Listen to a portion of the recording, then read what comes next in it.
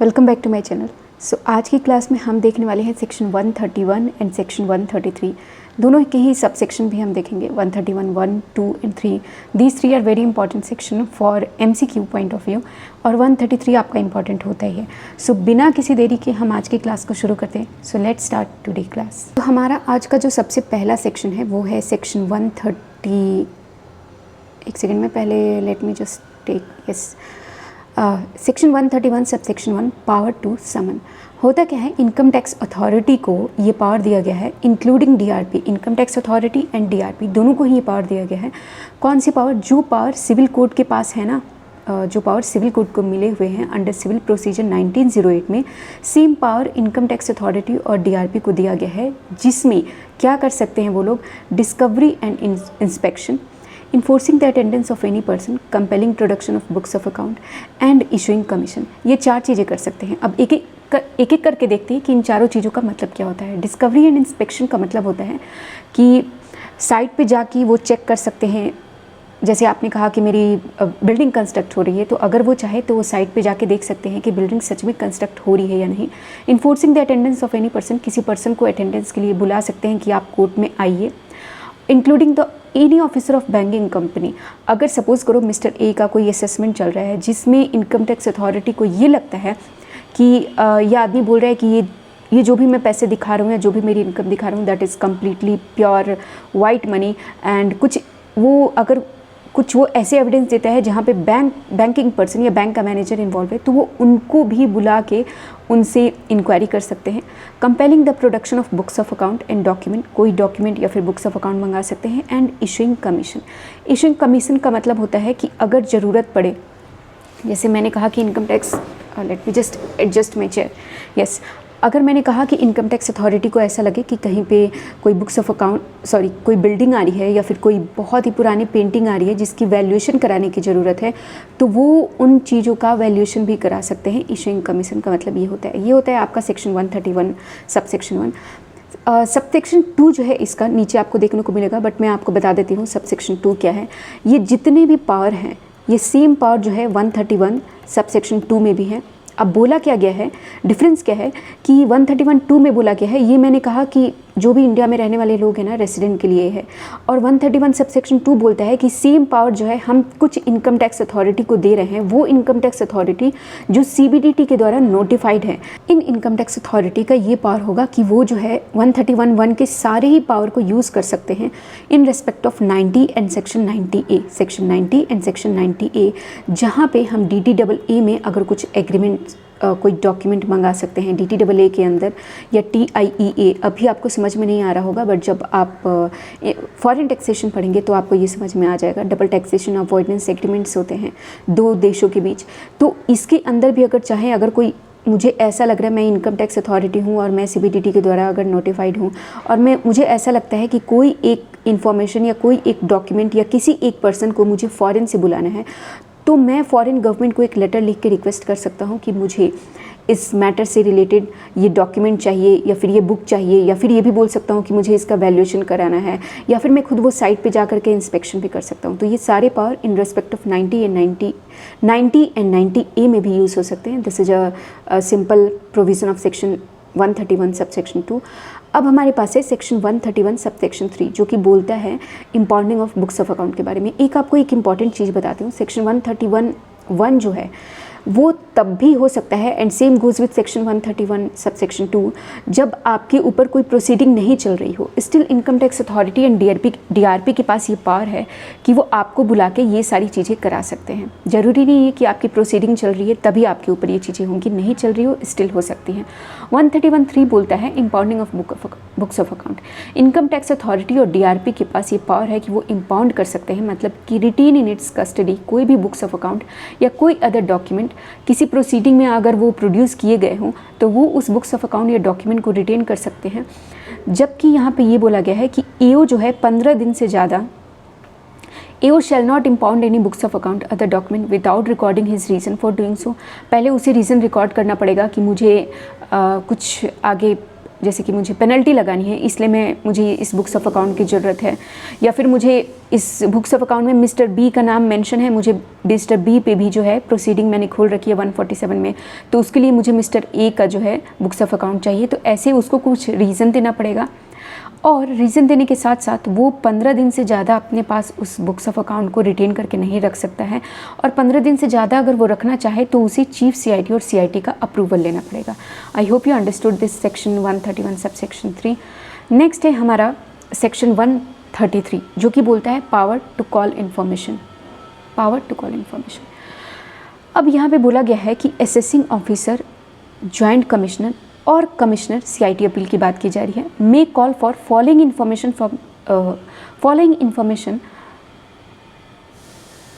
From the following person for the purpose of this act. इन लोगों के पास, किसके पास, AO के पास, जॉइंट कमिश्नर के पास या फिर CIT अपील के पास ये पावर होती है कि वो इन लोगों से, जो पर्सन मेंशन है, इन लोगों से जो है वो ये सारे इन्फॉर्मेशन को मंगा सकता है। एक एक करके देख लेते हैं। फॉर्म से क्या मंगा सकता है, नेम, एड्रेस, और नेम मंगा सकता है, address of the partner of the firm and their respective share, कितना प्रॉफिट शेयरिंग रेशियो है।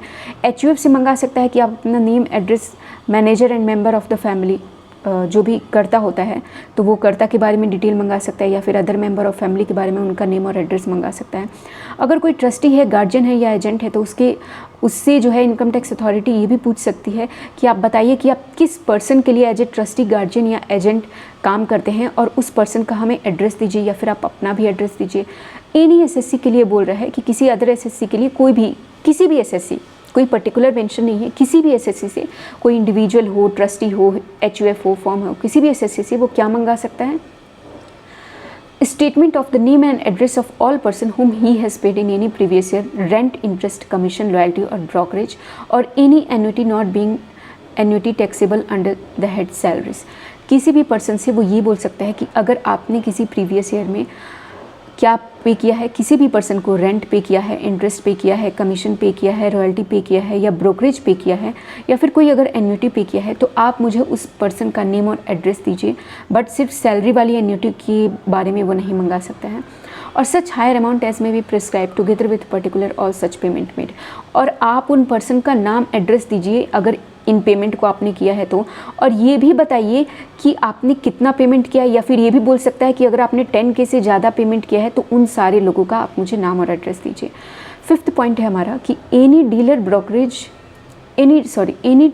ब्रोकर, एजेंट और any person concern in the management of A stock और कमोडिटी एक्सचेंज, कोई भी डीलर से या किसी ब्रोकर से या फिर कोई अदर पर्सन जो कि स्टॉक एक्सचेंज या कमोडिटी एक्सचेंज के मैनेजमेंट में इन्वॉल्व है, उन लोगों से इनकम टैक्स अथॉरिटी या DRP क्या मंगा सकते हैं, name and address of all person to whom he or the exchange has paid any sum in connection with transfer whether by way of sale, exchange और otherwise।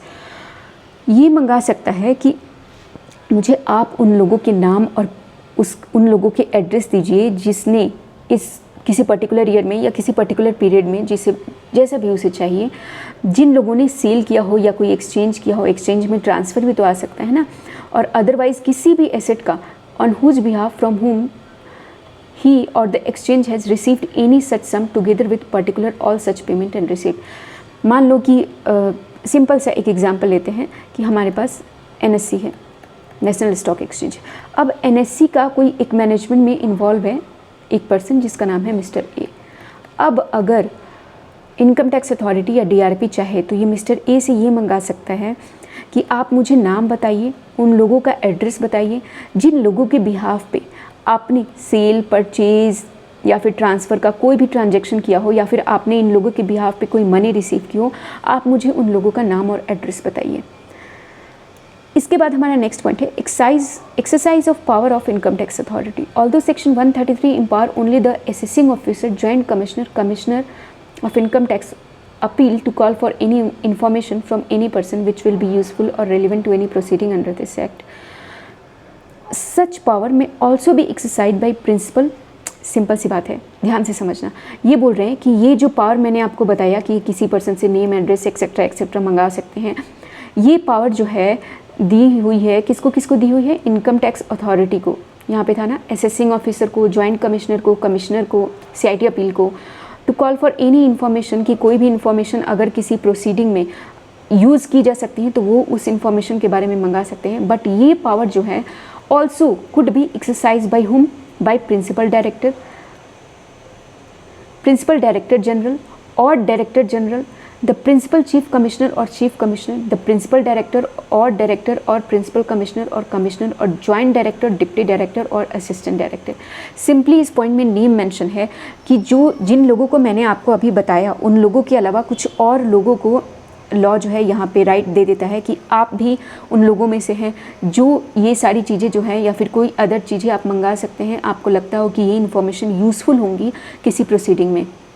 Exercise of power of inquiry when no proceeding pending, the power in, अगर कोई proceeding pending नहीं है ना, पढ़ने की बजाय मैं आपको सिंपल बताती हूँ, अगर कोई प्रोसीडिंग पेंडिंग नहीं है तो कोई भी income tax authority below rank of principal director और प्रिंसिपल कमिश्नर और commissioner without the prior approval of principal director और डायरेक्टर, मतलब देखो अगर प्रिंसिपल डायरेक्टर या फिर प्रिंसिपल कमिश्नर और कमिश्नर को मंगाना है ये सारी चीज़ें, ये ऊपर वाली चीज़ें, तो वो मंगा सकते हैं, नो प्रॉब्लम। बट इनके बिलो अथॉरिटी अगर कुछ मंगाना चाहे एक ऐसे पर्सन पे जिसकी कोई प्रोसीडिंग पेंडिंग नहीं है तो उसके लिए उसे अप्रूवल लेना पड़ेगा, किससे? प्रिंसिपल कमिश्नर से, डायरेक्टर से या प्रिंसिपल डायरेक्टर से उसे अप्रूवल लेना पड़ेगा।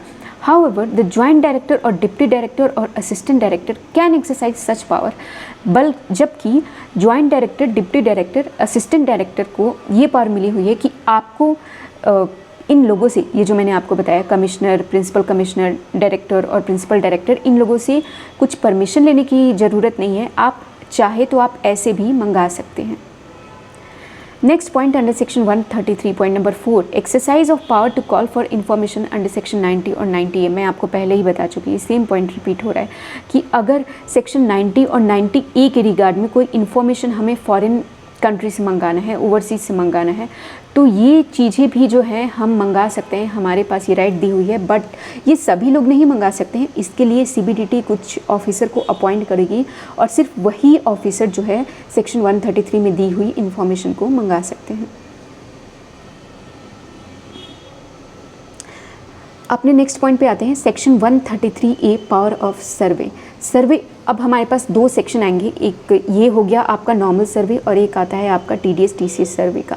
ये दोनों सेक्शन को अब हम देखने वाले हैं। एक पहले हमारा सेक्शन है सेक्शन 133A जो कि नॉर्मल सर्वे की बात करता है, जो बोलता है कि power to enter a place within jurisdiction to inspect book of account to verify cash stock etcetera. Suppose करो यहाँ पे मिस्टर ए है, मिस्टर ए जो है ये दिल्ली में है, ये दिल्ली के जुरिडिक्शनल ऑफिसर हैं, ठीक।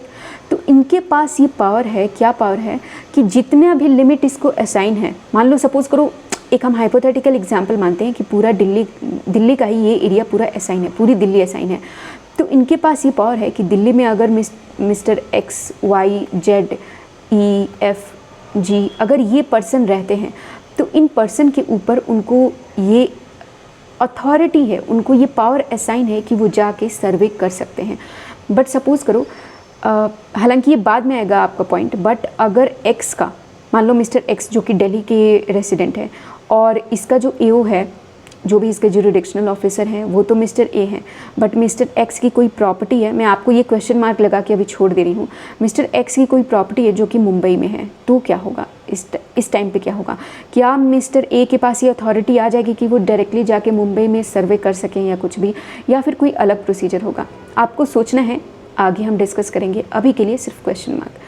तो हमारा पहला जो प्रोविज़न है वो आपका यही बोलता है कि जो आपको लिमिट, जो आपको एरिया असाइंड है, उस एरिया में जितना आपने ऑक्यूपाई किया है, जितने में आप अपना जुरिडिक्शन जो है एक्सरसाइज कर सकते हैं, तो उतने में आपके पास पावर है कि आप जाके सर्वे कर सकते हैं। अब जब मैंने कहा कि सर्वे कर सकते हैं तो इसका मतलब क्या होता है? सर्वे कर सकते हैं एट विच अ बिजनेस और प्रोफेशन और an activity for charitable purpose is carried on. कहाँ पे सर्वे कर सकते हैं? क्या किसी के भी घर में घुस के सर्वे कर सकते हैं? नहीं कर सकते हैं। सिर्फ उन जगहों पे जाके आप सर्वे कर सकते हैं जहाँ पे बिजनेस या प्रोफेशन कैरी ऑन हो रहा है या फिर कोई चैरिटेबल पर्पस वाली एक्टिविटी कैरी ऑन हो रही है। Whether such place be the principal place or not of such business or profession or of such activity for charitable purpose। जरूरी नहीं है कि जिस प्रीमाइसिस में आप अंदर गए, वो प्रीमाइसिस प्रिंसिपल प्लेस ही है। हो सकता है प्रिंसिपल प्लेस कोई और हो, प्रिंसिपल प्लेस जो है किसी दूसरे स्टेट में हो, या हो सकता है प्रिंसिपल प्लेस जो है दिल्ली की ही बात करते हैं, हो सकता है कि प्रिंसिपल प्लेस जहाँ पे आप गए, आप ईस्ट दिल्ली गए बट पता चला कि प्रिंसिपल प्लेस जो है वो नॉर्थ दिल्ली साइड आता है। तो डोंट वरी, ज़रूरी नहीं है कि आपको सिर्फ प्रिंसिपल प्लेस पे जाना है, आप किसी भी प्लेस पे जा सकते हैं। बस शर्त ये है कि उस प्लेस पे बिजनेस या प्रोफेशन कैरी ऑन हो रहा हो, या फिर कोई चैरिटेबल पर्पज़ की एक्टिविटी कैरी ऑन हो रही हो। Whether such place be the principal place or not of such business or profession or of such activity for charitable purpose, and require any proprietor, trustee, employee or any other person who may at a time and place be attending in any manner to or helping in the carry on of such business or profession or such activity for charitable purpose, this power may be exercised। मान लो कि यहाँ पे सिर्फ ये बात बोल रहे हैं कि सपोज़ करो दिल्ली की एक सिंपल सा एग्जांपल लेते हैं। मिस्टर ए जो है उनके पास जो रिडक्शनल उनका जो एरिया है वो पूरी की पूरी दिल्ली है। अब मिस्टर ए मिस्टर एक्स के घर गए, यहाँ पे मिस्टर ए है, मिस्टर ए जो है मिस्टर एक्स के ऑफिस में गए, मिस्टर एक्स का ऑफिस दिल्ली में है, ये प्रिंसिपल प्लेस है, सिंपल एग्जांपल रखते हैं, मान लेते हैं। अब मिस्टर एक्स के ऊपर ये रिस्पॉन्सिबिलिटी है, ये जो पैराग्राफ है ये आपको यही बोल रहा है कि मिस्टर एक्स के ऊपर ये रिस्पॉन्सिबिलिटी है कि वो सर्वे में जो भी चीज़ें करनी है, क्या करनी है ये हम आपको आगे बताएंगे, कि जो भी एक्टिविटी कैरी ऑन कर रहे हैं मिस्टर ए, उन सारे एक्टिविटी में मिस्टर एक्स जो है हेल्प करें to afford him the necessary facility to inspect such book of account. Suppose करो बुक्स ऑफ अकाउंट जो है वो टैली में मेंटेन है और टैली का कुछ पासवर्ड है, तो वो मिस्टर ए मिस्टर एक्स को बोल सकते हैं कि आप इस टैली को ओपन करिए, तो मिस्टर एक्स को टैली ओपन करना पड़ेगा to afford him necessary facility to inspect such books of account, ताकि वो बुक्स ऑफ अकाउंट का इंस्पेक्शन कर सके, और other document as he may require and which में भी अवेलेबल एट सच प्लेस। या फिर कोई अदर डॉक्यूमेंट है जो कि लॉकर में रखा हुआ है, तो मिस्टर ए ये भी बोल सकते हैं कि ये लॉकर को खोलिए, मुझे इसमें जो डॉक्यूमेंट रखा हुआ है वो देखना है। To afford him the necessary facility to check और वेरीफाई द कैश स्टॉक और अदर वैल्यूएबल आर्टिकल थिंग और विच में भी फाउंड देयर इन। ये भी कर सकते हैं कि कैश स्टॉक या फिर कोई अदर वैल्यूएबल आर्टिकल है उसको भी जा करके वो देख सकते हैं। To furnish such information as he may require to any matter which may be useful और relevant to any proceeding under the income tax act. या फिर अगर मिस्टर ए कुछ अदर इन्फॉर्मेशन चाहते हैं तो मिस्टर एक्स को उस अदर इन्फॉर्मेशन को भी प्रोवाइड करना पड़ेगा। This power may be exercised in respect of any place which the SSC is connected, whether or not such place is the principal place of business। ये power कहीं पे भी एक्सरसाइज किया जा सकता है, चाहे वो प्रिंसिपल प्लेस ऑफ बिजनेस हो या ना हो, और एक्टिविटी फॉर चैरिटेबल पर्पस, या फिर जहाँ पे चैरिटेबल पर्पस वाली एक्टिविटी कैरी ऑन हो रही हो वहाँ पे भी ये पावर एक्सरसाइज किया जा सकता है। It will also include any other place whether any business or profession or activity for charitable purpose is carried on therein or not, in which the person carrying on the business or profession or activity or for charitable purpose states that any of his books of account or other valuable article or thing relating to his business or profession or activity for charitable purpose are kept। मैंने आपको दो चीज़ें यहाँ पे होती हैं। मैंने आपको बताया ये प्रिंसिपल प्लेस है, ये सपोज़ करो ये चेन्नई में है और हम बात कर रहे हैं दिल्ली की। मिस्टर ए जो है उनके पास दिल्ली का जुरिडिक्शन है, ये प्रिंसिपल प्लेस तो नहीं है बट हाँ दिल्ली में एक ऑफिस है। और बात हो रही है मिस्टर एक्स की। मिस्टर एक्स जो है, mister x is an SSC और मिस्टर ए जो है इज़ एन एओ। अब मिस्टर ए के पास ये पावर है, though this is not a principal place of business, still उनके पास पावर है कि यहाँ पे जाके वो सर्वे कर सकें और ऊपर जो भी मैंने आपको बातें बताई वो सारे पावर को वो ऑथोराइज़ कर सकते हैं। एंड इसके साथ साथ अगर एसएससी ये बोल रहा है, मान लो कि ये सेकेंडरी प्लेस ऑफ बिजनेस ही है बस, बट इस सेकेंडरी प्लेस ऑफ बिजनेस पे एसएससी बोलता है कि बुक्स यहाँ पे नहीं है, बुक्स तो मेरे किसी और जगह पे हैं, बुक्स मेरे घर पे हैं, तो वहाँ पर वो उसके घर पे भी जा सकते हैं। यहाँ पे यही चीज़ें लिखी हुई हैं कि बिजनेस और प्रोफेशन और activity for charitable purpose states बोलता है, अगर मिस्टर एक्स ने ये कहा, स्टेट किया that any of his books of account, कि उसका कोई भी बुक्स ऑफ अकाउंट या फिर कोई अदर वैल्यूएबल आर्टिकल या thing relating to his business, अगर मिस्टर एक्स ने ये बोल दिया कि मेरा ये बुक्स ऑफ अकाउंट या जो 20 करोड़ की इन्वेंट्री जो दिख रही है ना यहाँ पे, ये मेरी इस ऑफिस में नहीं रखी हुई है, ये तो मेरे घर पे रखी हुई है, तो उस टाइम पे वो उनको घर में जाने की भी अथॉरिटी है। दो यहाँ पे सिर्फ यही बोला गया है, जब सेक्शन शुरू हुआ था तो यही बोला गया था कि वहीं पे जा सकते हैं जहाँ पे बिजनेस और प्रोफेशन कैरी ऑन हो रहा हो, बट अगर कोई बोले कि मेरा बुक्स ऑफ अकाउंट या फिर मेरी ये वैल्यूएबल आर्टिकल और थिंग जो है वो कहीं अदर जगह पे रखी हुई है, तो वो अदर जगह कुछ भी हो सकता है, चाहे वो उसका घर हो या फिर कोई वो कुछ भी और बोल रहा हो, वहाँ पे भी हम ऐसा मान लेंगे कि यहाँ पे भी बिजनेस कैरी ऑन हो रहा है और हम वहाँ पे भी जा करके हम सर्वे कर सकते हैं। Next point we have is permitted time for conduct of survey. The income tax authority may enter any place of business or profession mentioned above only during the hours at which such place is open for conduct of business। Suppose करो कि एक office है जिसका 9 to 5 open रहता है, और अगर income tax authority जो है वो सर्वे करना चाहती है तो सिर्फ वो इस टाइम पीरियड के बीच आ सकती है। बट सपोज़ करो कि अगर कोई होटल है, इस होटल में अगर 24/7 ओपन रहता है तो यहाँ पे इनकम टैक्स अथॉरिटी जो है वो किसी भी टाइम पे आ सकती है, इस 24/7 किसी भी टाइम पे आ सकती है। मोरल ऑफ द स्टोरी कि जब भी जो भी टाइम पीरियड है, चाहे वो आपका सुबह का टाइम पीरियड हो या शाम का टाइम पीरियड हो, जिस टाइम पे आपका बिजनेस कैरी ऑन हो रहा है उस टाइम पे हमें उस प्लेस पे एंटर करके सर्वे करने का अधिकार है। And in case any other place only after sunrise and before sunset. Other place का मतलब हुआ यहाँ पे जहाँ पे बिजनेस और प्रोफेशन कैरी ऑन नहीं हो रहा हो, दैट मीन्स कि जहाँ पे चैरिटेबल पर्पस वाली एक्टिविटी कैरी ऑन हो रही हो। तो जहाँ पे चैरिटेबल पर्पस वाली एक्टिविटी कैरी ऑन हो रही हो वहाँ पे after sunrise and before sunset में ही आप एंटर कर सकते हैं और सर्वे कर सकते हैं। Next we have is 138(2)(a) TDS and TCS survey. मैंने आपको बताया था कि अभी जो हम सर्वे पढ़ रहे थे दैट वाज अ नॉर्मल सर्वे, और ये जो है आपका ये TDS TCS सर्वे की बात करता है।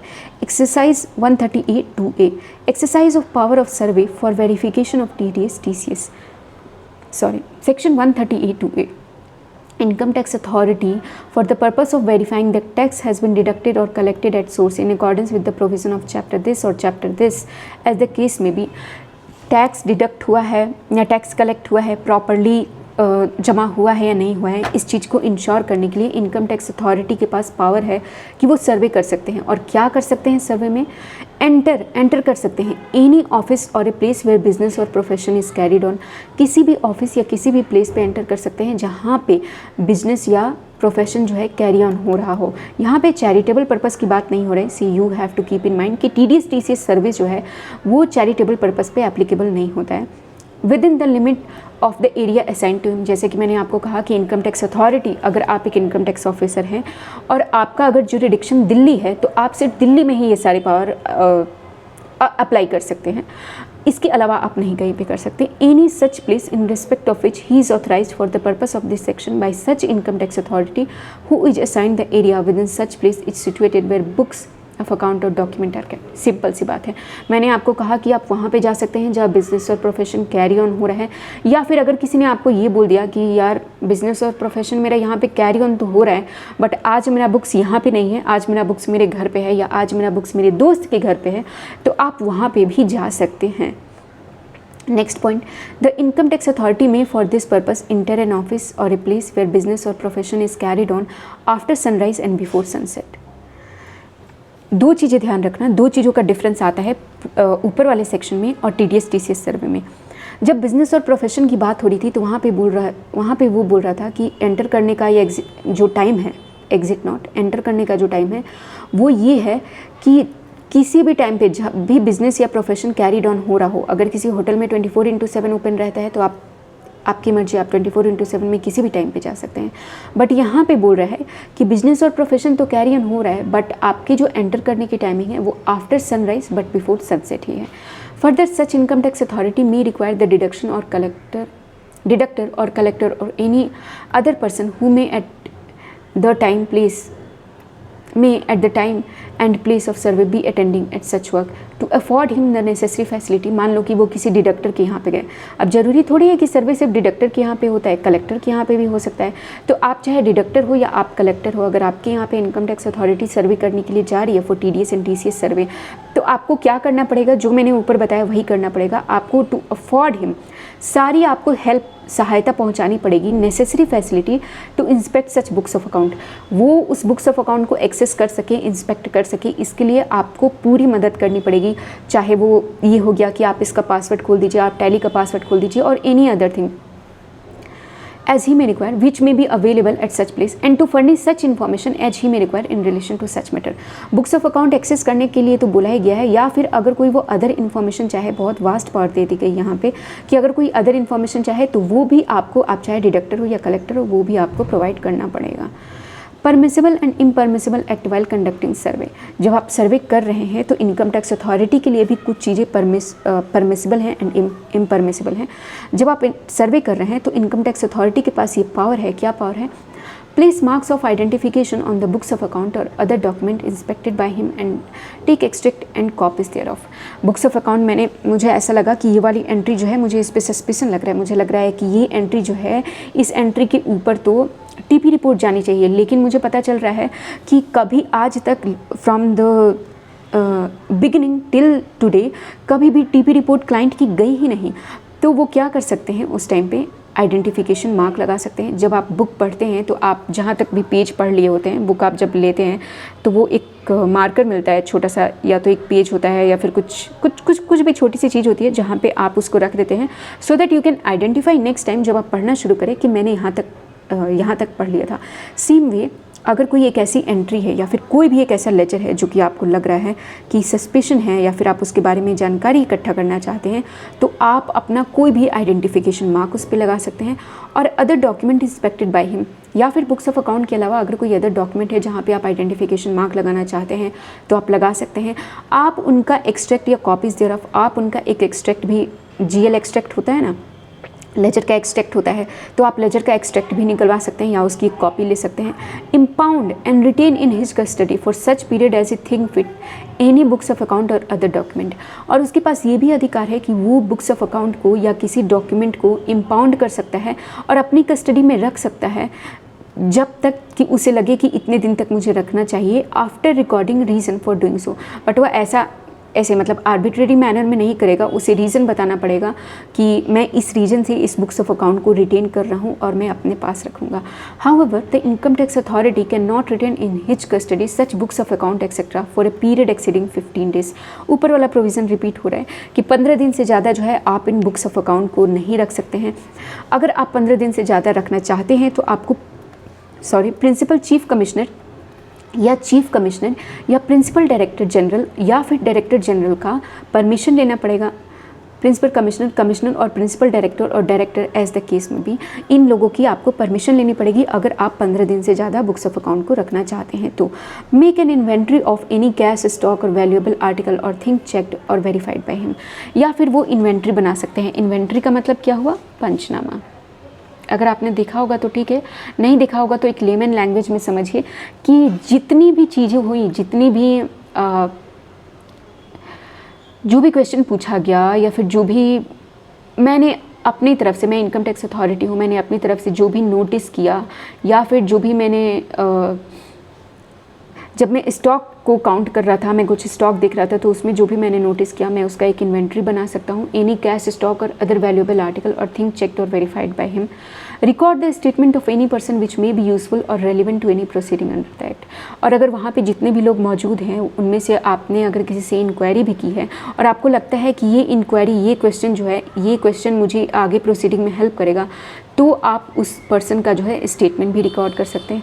However while acting under subsection 2A the income tax authority shall not impound and retain in his custody any books of account. But बोला जा रहा है कि अगर सेक्शन 2A की बात होती है, what is section 2A? TDS and TCS सर्वे. जब सेक्शन 2A की बात होगी तो आप किसी बुक्स ऑफ अकाउंट को रिटेन नहीं कर सकते हैं या अपनी कस्टडी में किसी बुक्स ऑफ अकाउंट या डॉक्यूमेंट को नहीं रख सकते हैं. और make an inventory of any cash stock और अदर वैल्यूएबल आर्टिकल और थिंग चेक्ड और वेरीफाइड बाय हिम. ना ही आपको बुक्स ऑफ अकाउंट को इम्पाउंड करके रिटेन करने की अथॉरिटी है, ना ही आप किसी स्टॉक की या कैश की इन्वेंट्री बना सकते हैं. And income tax authority can not remove और cause to be removed from the place where he has entered any cash stock और अदर वैल्यूएबल आर्टिकल और थिंग. कैन नॉट रिमूव और कॉज टू बी रिमूव. मैं inventory बना लूँगा, मैं सब कुछ नोट डाउन कर लूँगा, मैं आइडेंटिफिकेशन मार्क लगा लूँगा, बट मैं रिमूव नहीं करूँगा. यहाँ पे सिंपल ये बात बोला जा रहा है. Next point number 5, power to collect information and record statement in connection with any function, ceremony और इवेंट. सिंपल सी बात है, मैं आपको पूरा ही ये एक सिंपल लैंग्वेज में बता देती हूँ कि सपोज़ करो कोई पर्सन जो है अपने आप को, अभी राघव चड्ढा की शादी हुई एंड न्यूज़ में ये काफ़ी वायरल हो रहा है दैट ही हैज शोन कि ही इज़ एन MP, तो MP, तो वो मेंबर ऑफ पार्लियामेंट है और उन्होंने अपना जो एसेट एंड लायबिलिटी का जो डिक्लेरेशन देते हैं उसमें उन्होंने कुछ 20-30 लाख के अराउंड का अपना कुछ डिक्लेरेशन दिया है and he is also considered, मतलब जो भी डिक्लेरेशन आती है उसके हिसाब से ही is considered as a very poor MP, ठीक है, but still how can he afford such a lavish wedding. तो यहाँ पे मान लो कि आप इनकम टैक्स अथॉरिटी हैं अगर किसी एरिया के और आपको लग रहा है कि इस आदमी ने कभी जीवन में आज तक अपना इनकम टैक्स रिटर्न फाइल नहीं किया, बट जब इसके बच्चे की शादी हुई या फिर जब इसकी खुद की शादी हुई तो इसने जितनी धूमधाम से शादी की ऐसा लग रहा है कि इसके पास not in crores but in trillion, इसके पास ऐसा लग रहा है कि बिलियन में इसके पास पैसे हैं, नॉट ट्रिलियन, ऐसा लग रहा है कि इसके पास बिलियन में पैसे हैं। तो इस केस में आप इनकम टैक्स अथॉरिटी को एक राइट मिला हुआ है कि income tax authority would also have the power to collect information and record the statement, कि जब ये फंक्शन या सेरेमनी खत्म हो जाए, जैसे मान लो कि जो भी राघव चड्ढा वाले एरिया में जो भी इनकम टैक्स अथॉरिटी थी, जिसका भी जुरिडिक्शन था, उसके पास ये राइट था क्या कि जब ये फंक्शन ख़त्म हो जाता तो इस फंक्शन के ख़त्म होने के बाद से वो उस प्लेस पे एंटर कर सकता था। जितने भी वहाँ पे वेंडर्स थे, वेंडर मतलब जो केटरिंग वाले थे या फिर जो टेंट या फिर डेकोरेटर्स होते हैं, उनमें से जाके उनका स्टेटमेंट रिकॉर्ड कर लेता है या फिर कोई अदर इन्फॉर्मेशन अगर उसे कलेक्ट करनी होती तो वो कलेक्ट कर लेता। बट आप अपने इस अधिकार को तभी अपना सकते हैं, तभी जमा सकते हैं, कब? जब ये फंक्शन या सेरेमनी जो है ख़त्म हो गई हो, जब चल रही हो तब हम नहीं जा सकते हैं। थोड़ा सा पढ़ के बता देती हूँ। Record the statement of any person concerned at any time after not before or not during, after any function, ceremony or event, but before the stage of commencement of assessment शुरू होने से पहले, but वो function ceremony ख़त्म होने के बाद, proceeding for the following year for which the information may be relevant, if they are of the opinion that having due regard the nature, skill and extent of the expenditure incurred, जैसे मैंने आपको बोला कि he is considered as one of the poor MP of India, but still he has been able to afford such a lavish wedding, तो जो extent, जिस scale या फिर जिस एक्सटेंट तक एक्सपेंडिचर इनकर हुआ है, इट इज़ नेसेसरी और एक्सपीडियंट टू डू सो।